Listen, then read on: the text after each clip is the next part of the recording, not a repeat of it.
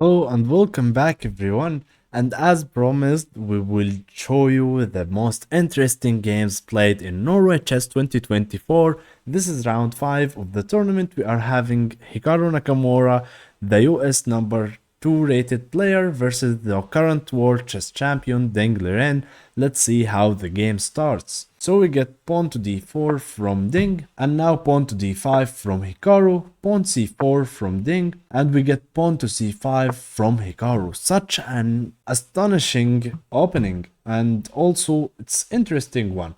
We get c takes d5, and now knight to f6 from Hikaru, knight to c3, and now knight takes d5. Hikaru has been pulling some opening surprises for his opponent recently.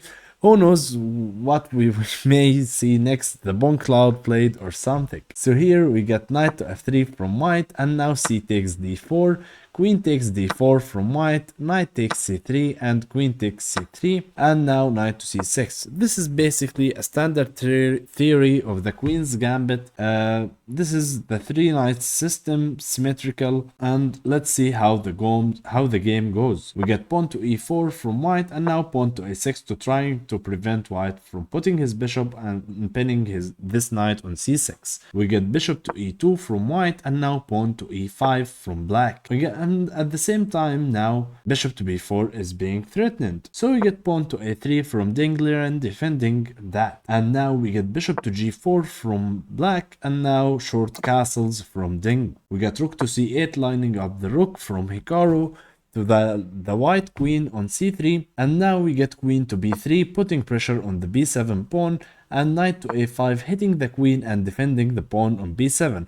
Pretty much I am sure that Hikaru is still in his preparation till that moment, which is insane. So we get queen to a4 check from Deng, and now we get pawn to b5 from Hikaru, and now queen to d1 back. And it is shocking because if Hikaru plays an opening like that, he's got a play for the win, and Hikaru shockingly exchanges the queen on d1, and we get a queen exchange. But this is such a masterpiece of an endgame play we are going to see here. I won't burn the result and tell you who played the masterpiece, but you will find out shortly. So we get knight to b3 from Hikaru, hitting the rook on a1 and the bishop on c1.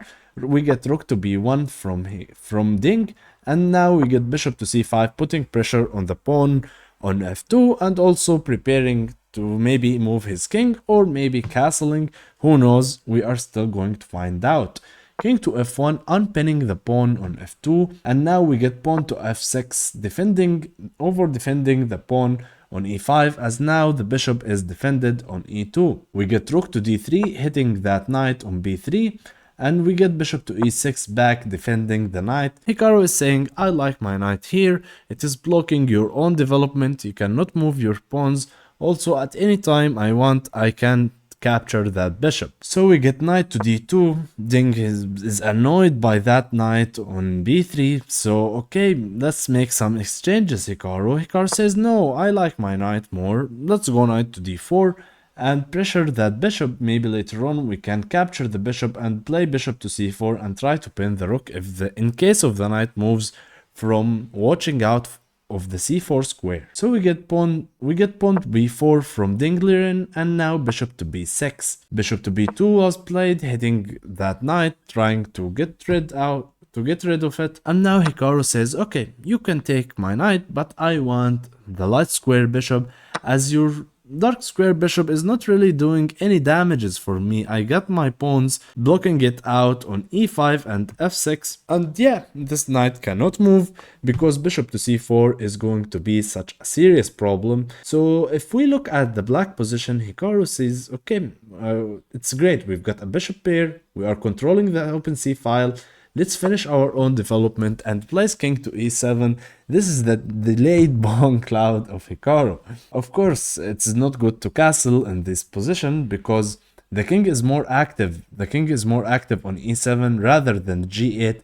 And if you are playing at the end game, you must have your king active. So Hikaru understands that and plays king to e7. Pawn to f3 from Deng Liren. That was a slight inaccuracy.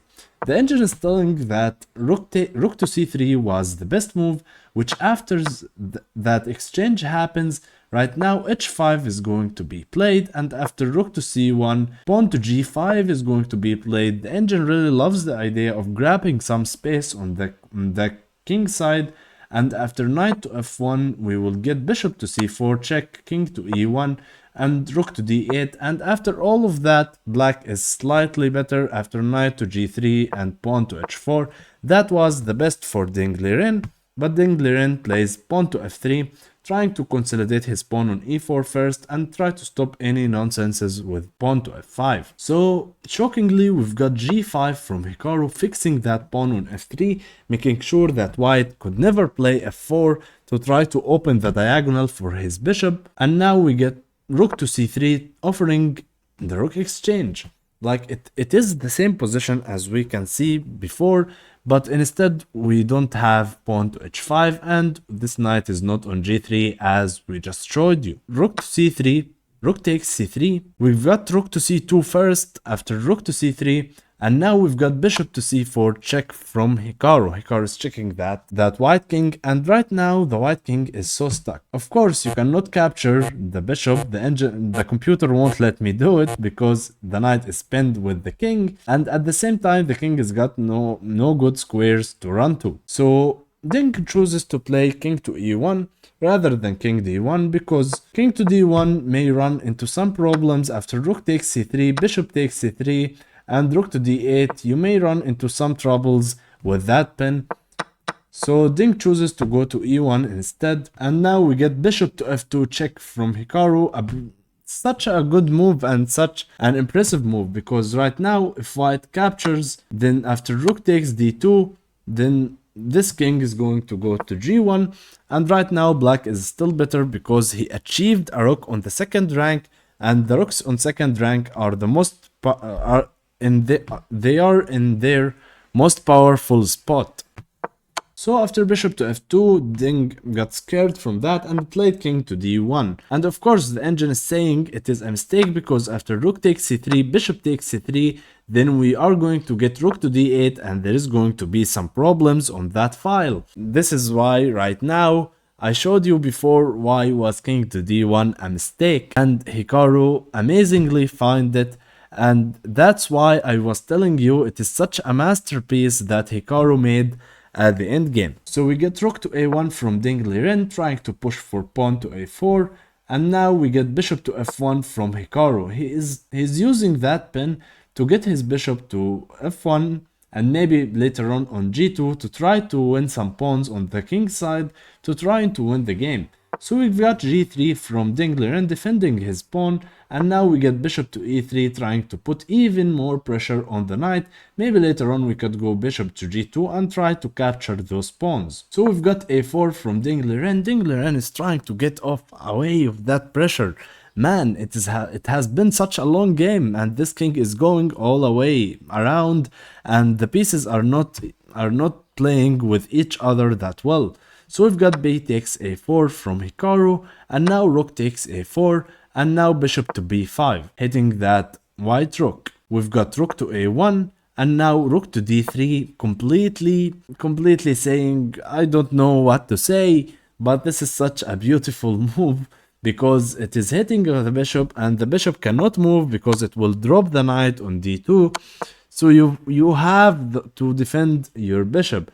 And rook to a3 is not really working because after bishop to d2, then you are going to drop your rook on a3. So the only move to play is rook to c1, which is also neutralizing your pieces. Your pieces cannot move that good. So after all of that, when all of the dust settles, Hikaru just goes pawn to h5. Hikaru is taking it so easy. Okay, we are trying to push the pawn on h4 and having such a really nice game. So we've got king to c2 from Ding. Of course the rook is defended, so the rook is not really forced to move anywhere, and we've got bishop takes d2 from Hikaru, and we're having a recapture of the bishop.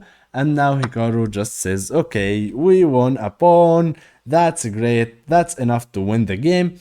So let's see how he finishes things off, because it's still not easy due to the opposite side colors of the bishops. So we've got rook to e1 to defend that pawn, and now we get bishop to c6, putting pressure on the pawn. The engine says inaccuracy, h4 was better than bishop c6, but they are all the same. And we've got rook to e3 from Liren. Liren is trying to make some exchanges. Of course, you do not capture the rook here and go and win that pawn. Maybe you are still having a slightly advantage because you are up 2 pawns, but this is an objective draw in the long term. Black can't really win this position. So Hikaru plays rook to f2 to try to pin this bishop and hit that h2 pawn. So we've got h4 from Liren, and now we've got bishop to a4 with check. King to c3 was played. The engine was preferring king to c1, but it is just a small inaccuracy, because right now Hikaru plays king to e6 and he is developing his last piece into the game. I know the game might seem boring, but it's interesting to see how with an opposite colored bishop you can win the endgame. It's not always a draw. So we've got rook to e1 from Liren, and now rook to g2 from Hikaru hitting the pawn on g3. We've got rook to e3 back to defend the pawn, and now pawn to g6 from Hikaru. Hikaru is just taking it so easy. Bishop to e1 to defend, to make sure that the pawn on g3 is defended, to free up the rook to find out some counterplay. We've got bishop to b5 preventing that rook to go to d3. Hikaru is being so annoying to Liren right now. We've got king to b3 from Ding, and now we've got bishop to e2. Bishop to c3 was played, and now rook to f2. They are shuffling back and forth. Hikaru is just trying to find an idea, and Liren is thinking that the game will go into a draw. So we've got king to c2 back, bishop to g4, discovered check by the rook. We've got bishop to d2 back, and now bishop to e2 back once again. We've got bishop to c3, and now this time is bishop to f3 instead of bishop to g4. We've got king to d3 this time. The engine was preferring bishop to d2, going back again, but Liren chooses to go king to d3, and now we've got bishop to g2. Rook to e1 was played, and now pawn to g5. Hikaru says, I had enough, let's create our pass pawn on the king side with these exchanges and let's just win the game. So we've got bishop to d2, putting pressure on the pawn on g5, g takes h4, g takes h4, and now bishop to f1 with check. And now we get king to c3. Again, the engine was not liking it. The engine would preferred king to e3. Of course, in those such type of positions, one inaccurate move or two inaccurate moves cannot lose you the game.